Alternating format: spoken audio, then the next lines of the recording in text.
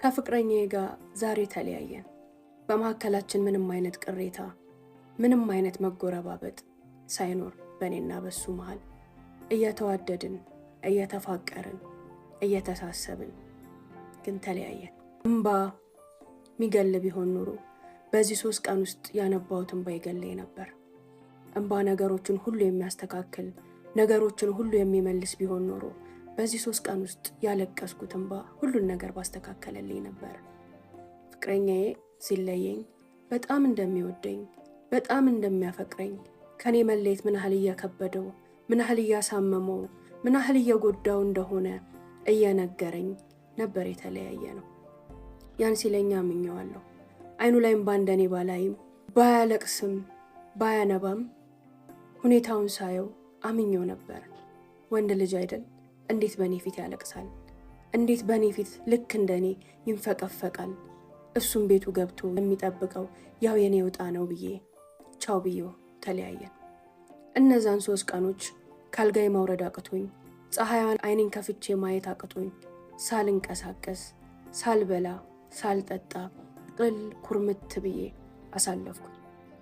ስልኬ ለ3 ቀናት ያህል ልክ እንደኔው ዲዳ ሆኖ ነበር። የዚህን ያህል ፈላጊ የለኝም እንዴ? አስተዋሽ የለኝም እንዴ? በሞት እንኳን ወዴት ነሽ ብሎ የሚፈልገኝ የለኝም እንዴ? ከሱ ውጪ እስክል ድረስ ሁሌም ሚያጮኸው ይኸው ፍቅረኛዬ ነበርና ከሱ ጋር ተለያየው። እሱ መደወል ካቆመልኝ ቅጽበት ጀምሮ በዚህ 3 ቀን ውስጥ ስልኬም እንደኔ ዲዳ ሆኖ ነበር። 3ኛው ቀን ላይ ግን ከያቅጣጫው ስልኬ መጮህ ጀመረ። ግራ ገባኝ። ምን ተገኘ አልኩኝ። እህቶቼ፣ ካዝኖቼ የኔና የሱን የፍቅር ግንኙነት የሚያውቅ ሁሉ ይደውል ጀመር። የመጀመሪያው ስልክ የካዝኔ ነበር። አነሳሁት። አንቺ ምን ሆነሽ ነው? እንኳን ደስ ያለሽ። ለኛ ሳትነግሪን ለኛ ሳታሳውቂን እሱ ቀድሞሽ ፖሰተ። በጣም ትገርሚያለሽ። መቼ ነው ደግሞ ይሄን ሁሉ ነገር ያደረጋችሁት? ለመቼ ነው የወሰናችሁት? ለቤተሰብሽ ሳታሳውቂ ሽማግሌ መላኩን እንኳን ሳንሰማ ምን እየተካሄደ ነው አለችኝ። ግራ ገባኝ። ምንድነው የምታወሪው አልኳት። ልትጋቡ ነው አይደለ? እንኳን ደስ ያለሽ። አሁን እኮ ኢንስታግራሙን የባልሽን አይቼ ነው አለችኝ። ድንግጥ አልኩኝ። ምን አልሽ ስላት ኢንስታግራም ላይ በቅርብ ቀን ጠብቁኝ እንኳን ደስ አላችሁ በሉን ብሎ በጣም የሚያምር ፎቶ ለቆ አይቼ ነው። ልትጋቡ ነው አይደለ? እንዴት አልነገርሽንም ለኛ? ስልኩን ጠረቀምኩኝና ኢንስታግራም ላይ ገብቼ የፍቅረኛዬን ፎቶ ሳይ ማመን አልቻልኩ።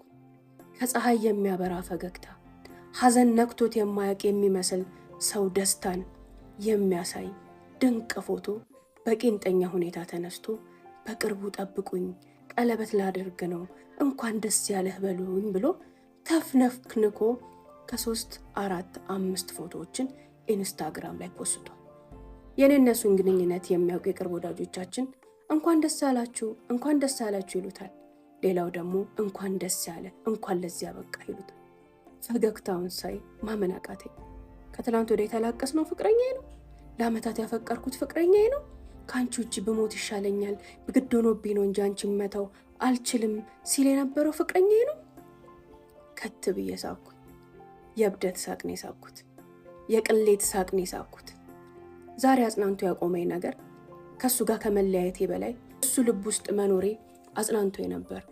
ከሱ ጋር ከመለያየቴ በላይ በሱ መወደዴ በሱ መፈቀሬ ግድ ሆኖበት ነው እንጂ እኔ እሱ ልብ ውስጥ ዘላለም እንደምኖር ማወቄ አጽናንቶኝ ነበር። አብረን መኖር ባንችል እንኳን እሱም እኔ ልብ ውስጥ እኔም እሱ ልብ ውስጥ ግን ዘላለም ነዋሪዎች ነን። ስለኔ ሲያስብ ስለኔ ሲያስታውስ ሁሌም የማይረሳኝ ህመም የምፈጥርበት የምናፍቀው ትዝታው ነኝ። ለኔም እሱ እንደዛ ነው ብዬ ሳስብ ፈገግ እያልኩኝ ነበረ ቀናቶቼን ለማሳለፍ ስሞክር የነበረው በዛ ሁሉ ሐዘን ውስጥ ተውጪ። ይሄ ፎቶ ግን ሁሉ ነገር ውሸት፣ ሁሉ ነገር ተረት፣ ሁሉ ነገር ለኔ ነው እንጂ ለሱ ምንም ማለት እንዳልነበረ አረጋገጠልኝ። ማግባቱንስ ያግባ እንዴት ለሞራል ያልተጠነቀቀም? ማግባቱንስ ያግባ እንዴት እድሜዋን የበላባትን ተስፋዋን የሸጠባትን ነገዋን ያጨለመባትን ያቺን እወድሻለሁ ሲላት የኖረውን ሴት እንዴት አላሰባትም? ለሷ ስብራት እንዴት አላሰበም? ለሷ ልብ ህመም እንዴት አላሰበም? ማግባቱንስ ያግባ 1 ሳምንት መታገስ ለምን አቃተው? 1 ወር መታገስ ለምን አቃተው? ፎቶን አለመፖሰት ለምን አቃተው? እንኳን ደስ አላችሁ አለ ማለት ለምን አቃተው? እሺ ፎቶውን የሚፖስት እንደዚህ አይነት ፈገግታ ማሳየት ለምን አስፈለገ? እንደዚህ አይነት ደስታን ማሳየት ለምን አስፈለገ? እያልኩኝ ከራሴ ጋር ሳቅኩ፣ ከራሴ ጋር አለቀስኩ። ውሸት ነበር ለካ ሁሉ ነገር፣ ቀልድ ነበር ለካ ሁሉ ነገር። እድሜን እየበላብኝ ነበር ለካ፣ ተስፋዬን እየበላብኝ ነበር ለካ። አንድ ቀን ወዶኛ አያውቅም፣ አንድ ቀን አፍቅሮኛ አያውቅም፣ አንድ ቀን ፈልጎኛ አያውቅም። እኔ ነኝ እንጂ ሞኟ። ይሄኔ ምን ይሆን? ይሄኔ እንዴት እያለቀሰ እንዴት እየተብከነከነ እያልኩኝ ከራሴ መብከንከንና ከራሴ ሐዘን በላይ ለሐዘኑ ያዘንኩት። እኔ እሱን አጥቼ ከምሰቃየው በላይ እሱ እኔን አጥቶ የሚሰቃየውን ስቃይ እያሰብኩኝ ያዘንኩለት፣ ያለቀስኩለት፣ ያነባውለት እኔ ነኝ እንጂ ሞኟ። ለዚህ ሴት ሞራል እንኳን እንዴት አይጠነቀቅም እያልኩ እንደብድ አደረገኝ ሐውለት።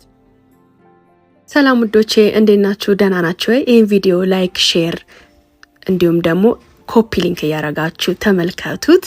ፎሎ ያላረጋችሁ ደግሞ ፎሎ አድርጉ። ፕሮግራሜን የምትወዱ ቤተሰቦቼ አባያ፣ ቶፕ፣ ድሪአ፣ ቦርሳ፣ ጫማ የምትፈልጉ ደግሞ ቤተል ኤጂ ሞል 1ኛ ፎቅ ሐውለት ጋበሉና ሐውለት ጋር ሳታዩ እንዳትገዙ። የሚያምር ነገር ብቻ ሳይሆን የሚያምርባችሁን ነገር እንሰጣቸዋለን እያልኩኝ ቀጥታ ወደ ፕሮግራሜ እሄዳለሁ። ሻዶባኑ አልተነሳልንም። ኮፒ ሊንክ ላይ በርቱ። ፎሎ ያላደረጋችሁ ደግሞ ፎሎ አድርጉ። እኔ ኢንስታግራም ላይ ፌመስ ሴት ነኝ። ኢንስታግራሜ ለኔ ፎቶን ፖስቼ የአድናቆት ናዳ የምቀበልበት ብቻ ሳይሆን እንጀራንም የምበላበት ሱቄ ነው። ኢንስታግራም ላይ በምለቃቸው ፎቶዎች፣ በምለቃቸው የተለያዩ ኮንተንቶች ብዙ አፍቃሪዎች፣ ብዙ ወዳጆች፣ ብዙ ተከታዮች አሉኝ። በእነሱም የተነሳ የማስታወቂያን ጨምሮ የተለያዩ ሶሻል ሚዲያዎችን ማኔጅ እያደረኩኝ ለነሱም የተለያዩ አልባሳትን እየለበስኩ ማስታወቂያ እየሰራሁኝ ገቢ ያገኘ ነበር። ብዙ ወንዶች ወደ እኔ መጥተዋል። ብዙ ወንዶች እኔ ኮመንት ላይ፣ እኔ ስልክ ላይ ተንደፋድፈዋል፣ አልቅሰዋል፣ አውርተዋል፣ ለምነዋል። ከዚህ ይሄኛው፣ ከዛኛው ይሄ፣ ከዛ ወደዚህ ስል ግን እዚህ ሰው ላይ ጣለኝ። ሐውለት እኔን ይፈልጉ የነበሩ ሰዎች፣ እኔን ለማግባት ስሬ እንደፋደፉ የነበሩ ሰዎችን ማንነት ብነግርሽ በዝናም በሀብትም ሆነ በመልክ የትኛዋም ሴት እንኳን ጠይቀዋት ሳይጠይቋት እስር ስራቸው እየተንከባለለች ምትለምናቸው ወንዶች እኔን ለምነውኛል።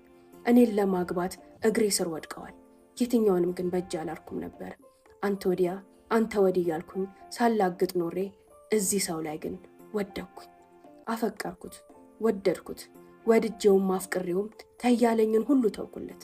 ኢንስታግራም ላይ ከሴት በላይ የሚከተሉኝ ወንዶች ነበሩ።